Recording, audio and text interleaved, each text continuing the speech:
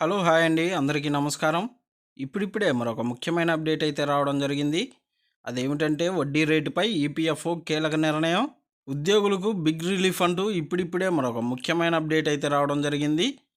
అయితే దీనికి సంబంధించి పూర్తి వివరాలు తెలుసుకోవాలంటే మన వీడియోని ఎక్కడ స్కిప్ చేయకుండా చూసినట్లయితే మనకు పూర్తి సమాచారం తెలుస్తుంది. ఇక లేట్ చేయకుండా వివరాల్లోకి వెళ్దాం.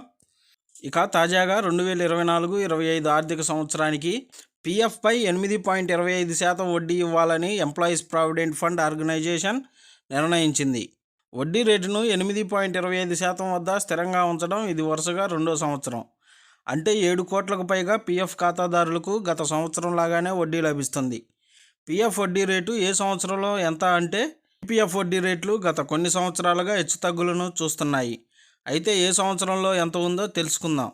2023-24లో 8.25% ఉండగా 2022-23లో 8.15%, 2021-22లో 8.1%, 2020-21లో 8.5%, 2019-20లో 8.5%, 2018-19లో 8.65% ఉన్నాయి.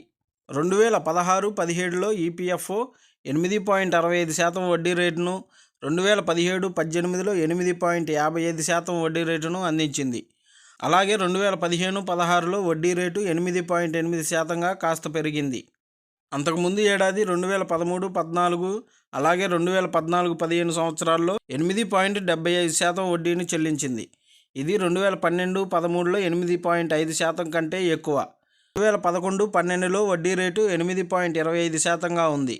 ఈపీఎఫ్ఓ అత్యున్నత నిర్ణయాధికార సంస్థ అయిన సెంట్రల్ బోర్డ్ ఆఫ్ ట్రస్టీస్ ఈ నిర్ణయాన్ని ఆమోదించింది. ఇప్పుడు ఈ ప్రతిపాదికన ఆర్థిక మంత్రిత్వ శాఖకు పంపుతుంది. అక్కడ ఆమోదం తర్వాత వడ్డీ మొత్తం కస్టమర్ల పీఎఫ్ అకౌంట్కు బదిలీ అవుతుంది. ఈ నిర్ణయం ఉద్యోగులపై ప్రభావం.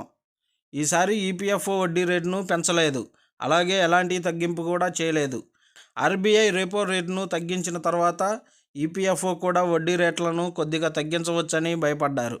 ఇలాంటి పరిస్థితుల్లో వడ్డీ రేట్లను స్థిరంగా ఉంచడం కూడా కోట్లాది మంది ఉద్యోగులకు ఉపశమనం కలిగించేలా నిర్ణయం. గత కొన్ని సంవత్సరాలుగా వడ్డీ రేట్లు తగ్గినప్పటికీ ప్రస్తుత ఆర్థిక పరిస్థితుల్లో 8.25% రేటు ఇప్పటికీ సంతృప్తికరమైన రాబడిగా పరిగణించవచ్చు. ఈపీఎఫ్ అనేది ఉద్యోగుల కోసం ఒక సేవింగ్స్ స్కీమ్. దీని ద్వారా ఉద్యోగుల భవిష్యత్తును సురక్షితంగా ఉంచడానికి సహాయపడుతుంది. ఈపీఎఫ్లో ఉద్యోగి, యజమాని ఇద్దరూ సమానంగా డబ్బును జమ చేస్తారు. ఈ డబ్బుకు ప్రభుత్వం నిర్ణయించిన వడ్డీ రేటు ప్రకారం వడ్డీ లభిస్తుంది. ఈపీఎఫ్ అకౌంట్ నుంచి డబ్బును కొన్ని పరిస్థితుల్లో మాత్రమే విత్డ్రా చేసుకోవచ్చు.